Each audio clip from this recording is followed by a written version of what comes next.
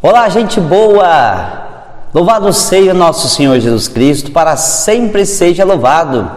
Venho aqui trazer para você a liturgia do 16º domingo do tempo comum, meditando a palavra de Jesus Cristo, nosso Senhor, sobretudo o Evangelho desta liturgia. Neste domingo, Jesus prega o reino dos céus. Jesus fala do Pai. Claro, Ele é o porta-voz oficial do Pai eterno. Jesus tem uma mensagem de vida, que é, ao mesmo tempo, transformada em pequenos gestos, pequenos sentidos. Porque Jesus sabe que a nossa vida é feita da pequenez, da tarefa, da simplicidade humana, do jeito de ser, como é a simplicidade lá na criação do homem e da mulher. Nasceram nus, para a terra voltam nus. Quem dizia isto era São Basílio, conhecedor de toda a verdade de Jesus Cristo. O Evangelho então de Jesus Cristo, que você vai ouvir na Santa Missa, vai participar, fala de 3 histórias, 3 parábolas que explicam o reino dos céus. A primeira parábola que Jesus vai contar é aquele que semeia, que sai semeando no campo. E quando a semente boa nasce, no meio dela, o inimigo, que é o adversário, enquanto o semeador descansava, semeou o que vai atrapalhar, o que vai azedar, vai dificultar o crescimento desta semente que nasce, que foi o joio. O inimigo, o adversário, aquele que persegue, aquele que não quer deixar o reino de Deus acontecer, não quer deixar o reino de Deus entrar no coração, aquele que oferece todas as possibilidades, todas as preocupações do mundo, não deixa, que sufoca na verdade o joio, aquele que sufoca o trigo. O adversário nos oferece tantas realidades para sufocar aquele coração tão desejoso de fazer a colheita boa, aquela colheita maravilhosa que o reino oferece. O reino de paz, amor, justiça, igualdade, simplicidade, sentido de viver neste mundo. Tudo que nos dá o sentido de viver. Que o Deus, o Criador, quer que nós sentimos o desejo de viver. Então, Jesus conta esta parábola. Ele vai explicar lá no final do Evangelho para os seus seguidores que Deus é aquele que semeia. Nós, o mundo, é a nossa realidade, é o campo onde está sendo semeado. A semente é o próprio Jesus Cristo, nesta figura, que é a palavra boa. Jesus é o verbo, é a palavra que se faz carne. Então, Jesus, sendo ele palavra, vai entrar neste mundo que somos nós. E o inimigo é o adversário de Deus, aquele que é contra o projeto do reino. A segunda parábola, seguindo o Evangelho, você vai ver que o reino dos céus é semelhante como a semente de mostarda. Aqui em casa, no convento de Curvelo, nós temos na horta do irmão Geraldo um pezinho de mostarda, que veio a sementinha tão miudinha. A sementinha veio lá de Israel, e o irmão zela muito deste pé de mostarda. E de fato, eu cheguei lá ver, peguei a sementinha, faz tempinho, porque agora não tem, miudinha, mas aquele pé alto, não é também uma árvore, mas um pé bem assim que você não dá nada diante daquela sementinha. Qual é a lição de Jesus para nós ao comparar o reino dos céus com o pé de mostarda e com a semente? O reino dos céus é simples. Jesus descomplica aqueles que complicam a entrada para o reino dos céus. Jesus descomplica aqueles que complicam o modo de entender Deus, o modo de vivenciar os seus ensinamentos e mandamentos.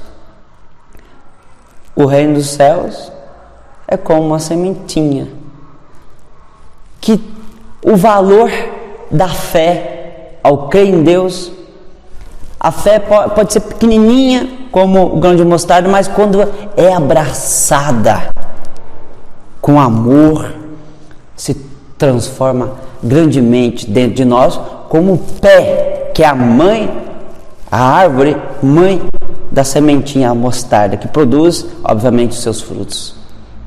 O reino dos céus só entra no coração daquele que tem fé, daquele que é aquele que aceita. Veja só, no tempo de Jesus haviam os pregadores da palavra do Antigo Testamento, sobretudo a Torá, que os judeus vivenciavam, viviam, e fora as outras regras diárias que eles observavam, que estavam fora do Decálogo ou do Pentateuco. Os judeus complicavam o modo de rezar, de orar e de entender Deus. No templo era rigidamente observada a entrada de algumas pessoas. Não é à toa que quando Jesus estava ensinando no templo, tinham os fariseus observavam tudo. Estes complicavam o reino dos céus. Gente boa, temos pregadores da palavra de Deus hoje, na internet, no rádio, na televisão, que complicam a entrada e a acolhida do reino dos céus. Aquelas pessoas tão moralistas, que colocam rigidez para ser católico ou para ser evangélico, complicando toda a simplicidade do reino dos céus que Jesus prega. Olha, é Jesus que prega, não sou eu não. Neste evangelho que você pode ver, que é Mateus capítulo 13, 24, 43. Jesus descomplica o modo de vivenciar o reino dos céus, comparando com realidades cotidianas, para dizer que são nossas realidades cotidianas que, apesar de serem pequenas, são elas que transformam, que mudam o mundo. Porque Deus, através da pregação de Jesus, falando do reino dele, Deus quer que nossas realidades cotidianas, as nossas pequenezes, ou melhor dizendo, as coisas pequenas que nós fazemos, estas coisas que mudam o mundo, como Jesus mudou o mundo com seus ensinamentos. O reino dos céus também é sabedoria, um modo de viver. São nossas pequenas tarefas do dia a dia que mudam o mundo. O reino dos céus é comparado com as realidades da vida. E a terceira parábola sobre o reino dos céus é como um fermento. O fermento pode ser em pó, instantâneo, ou pode ser aquela água que está muito tempo fermentada ali com trigo. Quem vai fazer o pão quer fazer aquele pão mais bem caseiro, que deixou lá o trigo, aquela bolinha ali na água que fermenta, que vai pegando mudinha, que você vai guardando, serve para fazer outros pães. Porque os judeus faziam o pão asmo assim. O pão asmo o que é? Não é aquele que só come. Fazia o primeiro pão, a primeira massa, que se amassa, deixa fermentar, porque esse fermento tem validade de 1 ano. Se renova, porque Páscoa é renovação também, não é só passagem, é renovação, e isso se dá também na refeição, que é uma coisa do dia a dia. Então, o reino dos céus é comparado com um fermento que faz crescer, mas ninguém vê. Eu não vejo o fermento crescer, eu vejo o fermento agir. O reino dos céus é como aquele que age, como aquele que vive, como aquele que expressa no seu dia a dia. Eita, sentido bonito da palavra de Deus para entendermos sobre o reino dos céus. Olha, vamos descomplicar o segmento de nosso Senhor Jesus Cristo. Vamos descomplicar o reino dos céus. Quanto mais a gente complica, mais afastado de Deus a gente fica. Quanto mais a gente complica. Neste tempo de pandemia, olha, gente boa, quantas complicações. O maligno semeou no meio desse trigo que nós celebramos a vida com a Eucaristia, com as festas das comunidades. O inimigo semeou esta pandemia que afastou os cristãos das comunidades. Estou falando de nós, que nos afastou da celebração eucarística, nos afastou das festas dos padroeiros. Mas Jesus falou: peraí, tem seu tempo para estipar o que o maligno semeia. Gente, calma. Esta doença vai ser estipada.